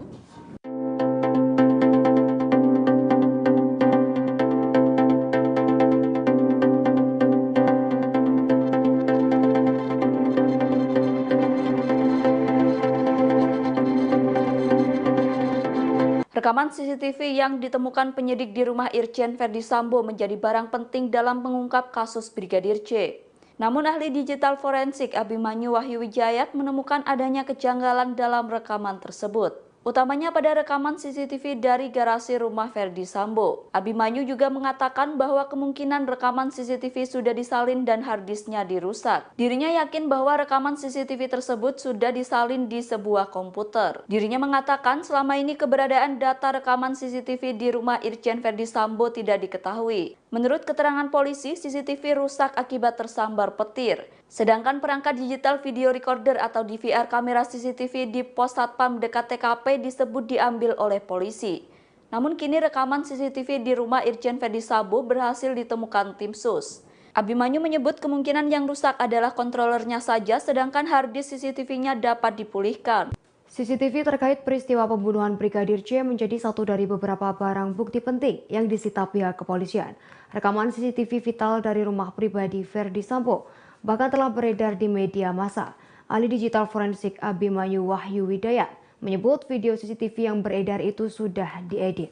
Dikutip dari tribunnews.com, Abimanyu mengatakan terdapat hal janggal saat menganalisis rekaman CCTV tersebut. Menurutnya, video CCTV yang beredar itu telah diedit, termasuk pada bagian Putri Chandrawati agar terlihat seperti tak terlibat. Berita yang beredar luas menyebut bahwa rekaman CCTV diduga rusak. Namun menurut Abimanyu, sudah jelas bukan penyimpanan yang rusak. Ditemukannya rekaman CCTV yang dapat direcovery adalah bukti. Ada kemungkinan controller yang rusak sehingga data dapat direcovery atau dipulihkan kembali. Abimanyu pun menyebutkan hasil konferensi pers kepolisian mengungkap sejumlah barang bukti yang disita kepolisian. Terdapat 4 harddisk eksternal merek WD, tablet, DVR CCTV di Duren 3, dan laptop merek Dell. Abimanyu menilai rekaman CCTV yang tersebar luas di media sosial terkait kegiatan Irjen Ferdi Sambo Putri dan para ajudan itu tak lagi murni.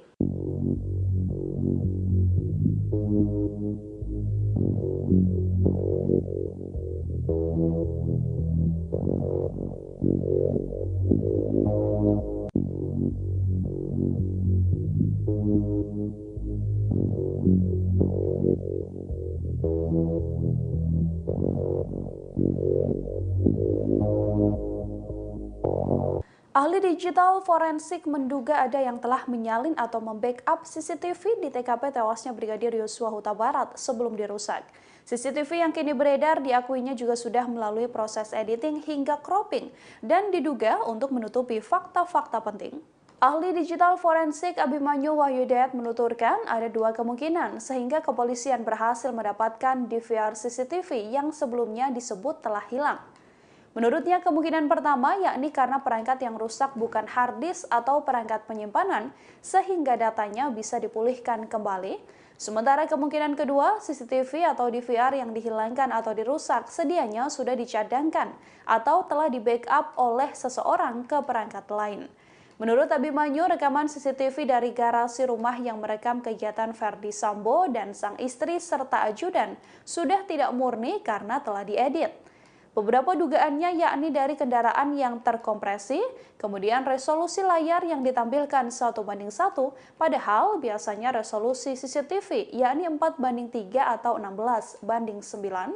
Stempel waktu dalam layar berukuran lebih kecil, padahal biasanya timestamp atau stempel waktu di CCTV cukup besar dan jelas terbaca. Kemudian ditambahkan Abimanyu saat Putri Chandrawati keluar dari garasi, dijelaskan pada pukul 17:10 waktu Indonesia Barat, dan waktu tersebut masih dalam keadaan terang jika dilihat dari keadaan luar.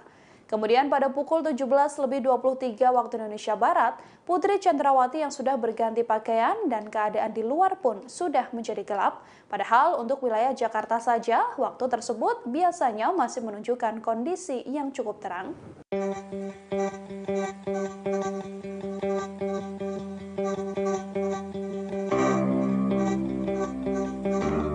Komisioner Komnas HAM Muhammad Hoirul Anam mengaku telah mengantongi sebuah bukti foto penting yang mengabarkan kondisi Brigadir Yosua Huta Barat setelah dieksekusi. Bukti foto tersebut berada persis di TKP Rumah Dinas Irjen Verdi Sambo saat Brigadir J masih tergeletak tak bernyawa. Dalam rapat dengar pendapat atau RDP bersama Komisi 3 DPR RI, Komnas HAM membeberkan beberapa temuannya soal kasus tewasnya Brigadir Yosua Huta Barat. Dalam pernyataannya, Komisioner Komnas HAM Muhammad Hoirul Anam menunjukkan bahwa timnya menemukan jejak digital berupa foto di tanggal 8 Juli pasca tewasnya Brigadir Yosua Huta Barat.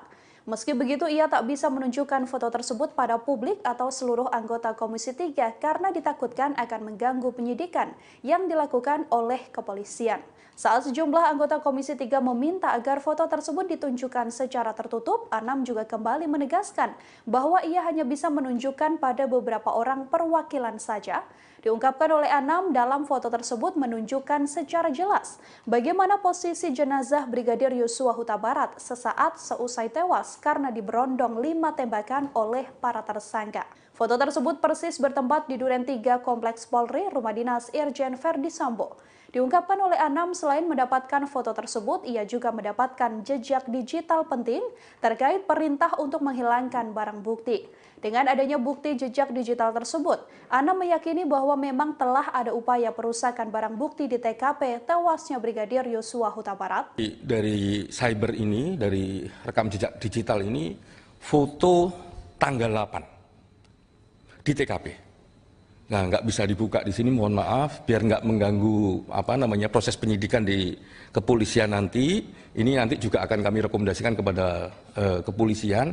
Mungkin juga Pak Polisi pasti sudah punya juga, tapi kami juga punya itu. Jadi foto di TKP tanggal 8 pasca kejadian. Jadi kalau kejadian itu, Pak Anam, boleh dong kita lihat. Tapi kita rapat tertutup untuk menjaga rahasia. Kalau memang mau dibuat tertutup, tapi kalau sebentar, kalau itu bisa mengganggu proses yang sedang berlangsung di kepolisian, saya kira nggak ada masalah, itu ditunda saja. Pimpinan. Jangan kalau Pihak kepolisian telah membantah soal adanya bangker uang 900 miliar rupiah yang diduga ditemukan di kediaman Irjen Verdi Sambo. Namun fakta lain soal keberadaan bangker tersebut justru disampaikan oleh Kompolnas. Kompolnas mengaku memang benar ditemukan bangker uang meski tak tahu berapa banyak jumlahnya. Saat dikonfirmasi secara singkat, Komisioner Kompolnas Albertus Wahyu Rudanto mengamini soal adanya temuan uang yang jumlahnya besar di kediaman Irjen Verdi Sambo. Bangker tersebut dilaporkan berada di kediaman Irjen Verdi Sambo yang dulunya adalah rumah mertuanya. Rumah tersebut dilaporkan berada di kawasan Kemang, Jakarta Selatan, yakni di Jalan Bangka. Dari pantauan terbaru, rumah itu tampak kosong dan hanya ditinggali oleh asisten rumah tangga saja. Sejumlah penghuni rumah enggan memberikan keterangan apapun saat coba dimintai klarifikasi soal isu yang beredar itu. Meski tampak kosong, namun di rumah tersebut terlihat terparkir 2 mobil dan juga 2 buah sepeda motor di bagian garasi luar. Terkait temuan bangker ini, Kadif Humas Polri Irjen Pol Dedy Prasetyo menegaskan, tim khusus sudah melakukan penggeledahan di beberapa rumah Irjen Verdi Sambo. Ia menegaskan informasi soal bangker 900 miliar rupiah tidaklah benar dan hanya hoaks saja. Penyidik sudah menyita beberapa barang bukti, namun tidak menemukan bangker uang 900 miliar rupiah di antara barang bukti tersebut. Irjen Dedy Prasetyo menegaskan segala barang bukti yang disita nantinya akan dibuka di persidangan.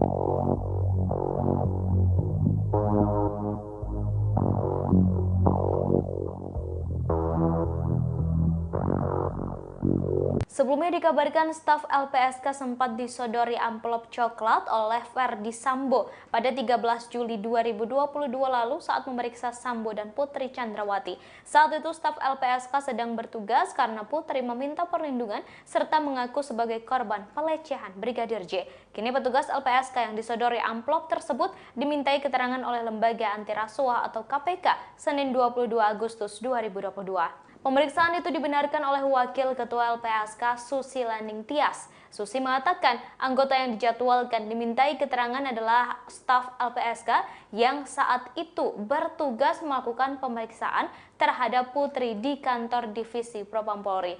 Soal peristiwa upaya penyuapan itu dibenarkan oleh Susi. Ia menceritakan salah seorang dari pihak Sambo mendatangi staf LPSK dan memberikan 2 amplop. Namun amplop tersebut langsung ditolak oleh petugas LPSK yang sedang bertugas. Dikutip dari Kompas.com Senin 22 Agustus 2022, sejumlah pengacara yang tergabung dalam tim advokat penegakan hukum dan keadilan melaporkan dugaan upaya suap tersebut ke KPK. Mereka juga melaporkan dugaan suap lainnya termasuk janji Verdi Sambo yang akan memberikan sejumlah uang kepada Baradae, Brigadir RR dan KM.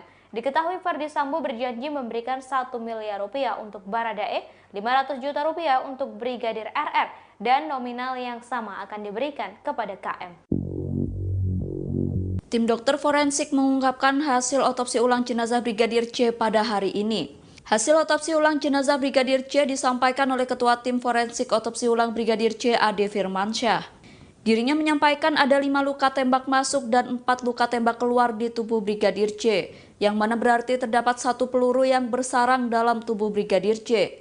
Ade menyebutkan peluru yang bersarang tersebut berada di dekat tulang belakang. Dirinya menjelaskan bahwa tim forensik hanya melihat dari arah masuknya anak peluru ke dalam tubuh Brigadir C, sehingga dirinya tidak dapat memastikan terkait jumlah eksekutor penembak Brigadir C. Ade menegaskan bahwa tidak ada tanda-tanda kekerasan selain akibat senjata api pada tubuh Brigadir C. Oke, jadi saya bisa yakinkan sesuai dengan hasil pemeriksaan kami, baik pada saat kita lakukan otopsi maupun dengan pemeriksaan penunjang dengan pencahayaan dan hasil pemeriksaan mikroskopik, tidak ada luka-luka pada tubuhnya selain luka-luka akibat kekerasan senjata api. Ya, jadi luka-luka yang kita dapat semua tempat-tempat yang mendapatkan informasi dari keluarga selain yang diduga ada tanda-tanda kekerasan di sana, namun kami sudah bisa pastikan dengan keilmuan forensik yang sebaik-baiknya bahwa tidak ada tanda-tanda kekerasan selain kekerasan senjata api pada tubuh korban. Seperti itu. Apa ada perbedaan Pak dari berapa arah tembakan Pak? Ada berapa luka tembak yang ditemukan pas saat melakukan otopsi ulang Pak? Berapa yang nembak Pak? Oke, jadi kalau apakah ada perbedaan apa tidak, kami tentu nanti akan kita lihat sama-sama ya pada saat kita perbandingkan di sidang pengadilan. Dari ahli yang pertama yang melakukan otopsi pertama, sekalipun juga kami yang melakukan otopsi ulang. Otopsi ulang ini tentunya ada plus minusnya pastinya ya. Tentu gambaran luka pun pasti akan lebih baik di otopsi yang pertama daripada yang otopsi kedua. Tapi dari kita bisa lihat bahwa otopsi yang kedua ini kami masih bersyukur banyak baik itu bantuan dari Allah Subhanahu wa taala, dari Tuhan Yang Maha Esa, serta dari tim yang kami siapkan Penasehat kami juga semua memberikan petunjuk bahwa gambaran luka-luka yang kita temukan pada tubuh masih cukup jelas. Setelah kita review lagi, baik dari tubuh, baik saat kita melakukan pemeriksaan, dari foto serta gambaran mikroskopik, kita masih bisa meyakini bahwa luka-luka itu adalah misalnya luka tembak yang ada di tubuh korban itu masih jelas sekali. Sehingga kalau dikatakan bagaimana apakah perbandingannya antara otopsi pertama dengan otopsi kedua, terus terang nanti kita sama-sama lihat di pengadilan pada saat kita hadir sebagai memberikan kesaksian, dan saya rasa dari Bareskrim juga bisa melihat memperkuat keyakinannya dari hasil otopsi ulang ini dengan otopsi yang pertama. Bagaimana nih, apakah ada perbedaan atau tidak?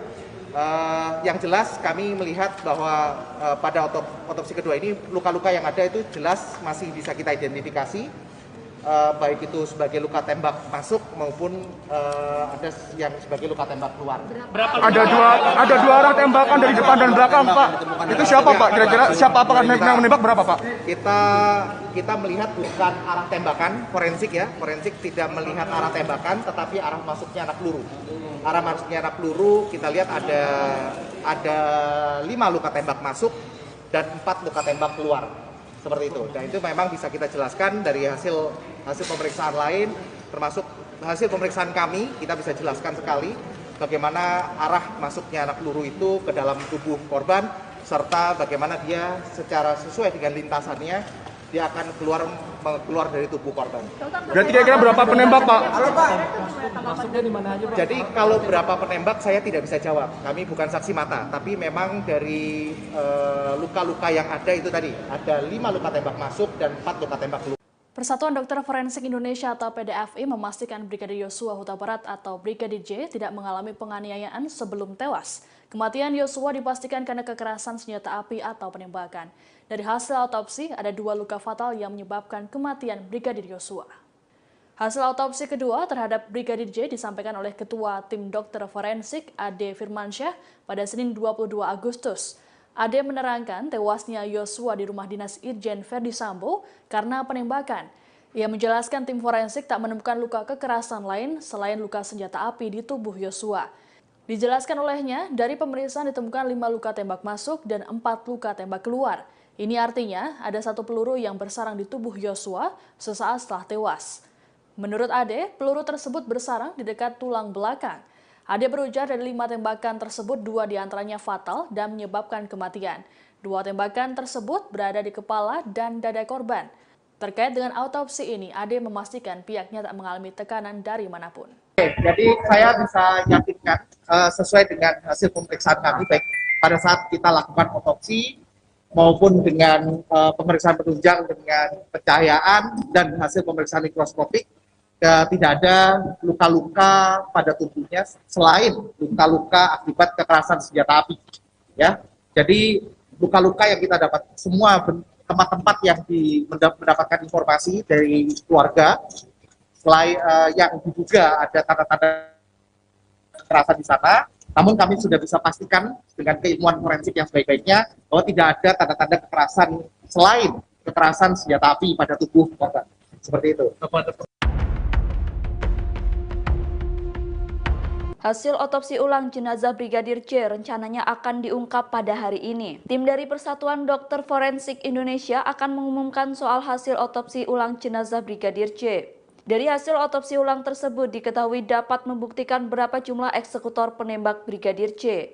Hal itu disampaikan oleh Ketua Komnas HAM Ahmad Taufan Damanik. Taufan menyampaikan bahwa hasil otopsi dapat mengklarifikasi temuan dan dugaan eksekutor lain yang menembak selain Baradae. Taufan menilai jumlah eksekutor penembak Brigadir J adalah salah satu hal krusial yang dapat diungkap dari hasil otopsi. Sementara itu, rencananya tim SUS dan Bareskrim juga akan mendampingi pengungkapan hasil otopsi tersebut. Pengungkapan otopsi ulang jenazah Brigadir J akan digelar di Mabes Polri pada hari ini. Pengusutan kasus tewasnya Brigadir J hingga saat ini masih terus berjalan.